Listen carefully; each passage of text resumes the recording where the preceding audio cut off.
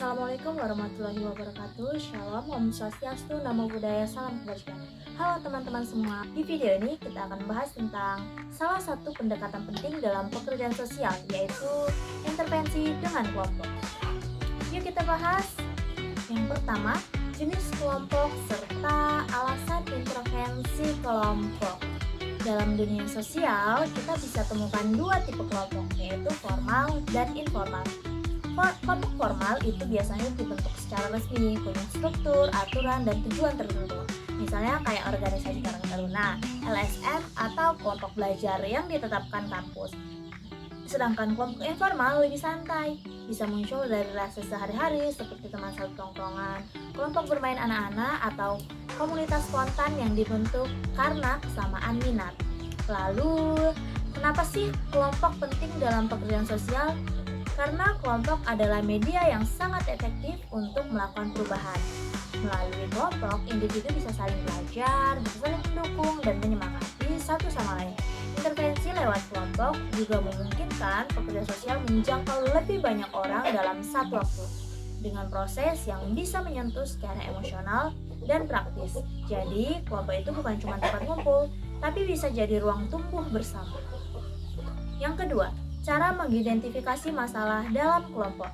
Sebelum intervensi dilakukan, pekerja sosial harus tahu dulu masalah apa yang dihadapi oleh suatu kelompok. Cara paling dasar adalah dengan mengamati dinamika kelompok.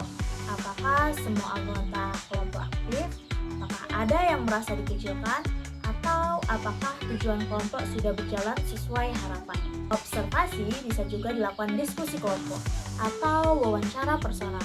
Pekerja sosial perlu menggali apa kebutuhan kelompok, kendala apa yang muncul, dan bagaimana relasi antar anggota. Kadang masalahnya bukan sekedar konflik, tapi hal kecil seperti komunikasi yang tidak terbuka atau kurangnya rasa percaya satu sama lain. Identifikasi ini jadi pondasi utama sebelum masuk ke proses intervensi berikutnya. Yang ketiga, cara memotivasi kelompok dan peran pekerja sosial. Kelompok nggak akan bisa berjalan maksimal tanpa motivasi. Nah, salah satu kunci untuk menjaga semangat kelompok adalah menciptakan suasana yang inklusif, terbuka, dan menyenangkan. Ketika setiap anggota merasa dihargai dan punya tempat untuk menyuarakan pendapatnya, mereka akan lebih termotivasi untuk terlibat aktif. Disinilah peran pekerja sosial sangat penting.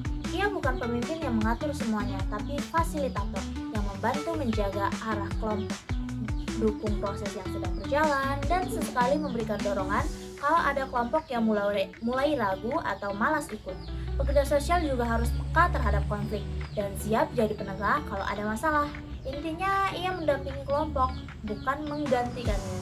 Yang keempat, cara membentuk kelompok, jenis kelompok, dan waktu pertemuan. Kalau mau bentuk kelompok, langkah awalnya adalah menentukan tujuan yang jelas. Tujuan ini akan menentukan siapa saja yang cocok masuk ke dalam kelompok. Misalnya, kalau tujuannya adalah berbagi pengalaman tentang kecemasan sosial, maka anggotanya juga adalah orang-orang yang punya pengalaman serupa. Selanjutnya, pekerja sosial perlu menyesuaikan jenis kelompok. Ada yang bersifat edukatif seperti kursus keterampilan atau parenting class. Ada juga kelompok dukungan terapi. Tipe kelompok ini bisa dikomunikasikan sesuai kebutuhan. Lalu hal yang gak kalah penting adalah waktu pertemuan.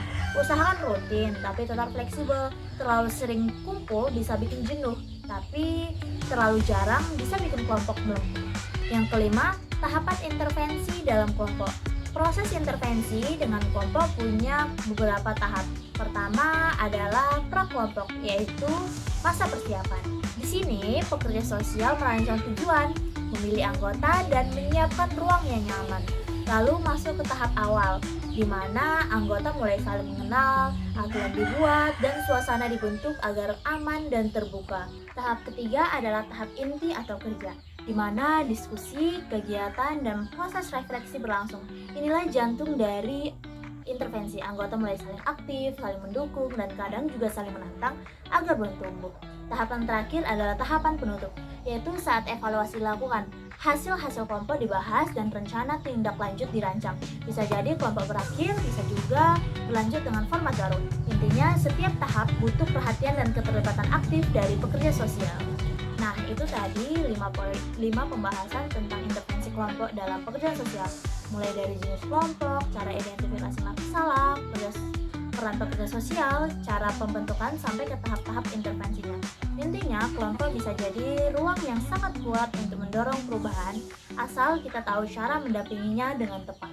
Semoga penjelasan tadi bisa membantu teman-teman sekalian untuk lebih paham dan siap untuk menerapkan intervensi kelompok dalam praktik nanti. Terima kasih banyak sudah menonton dan sampai jumpa di pembahasan selanjutnya.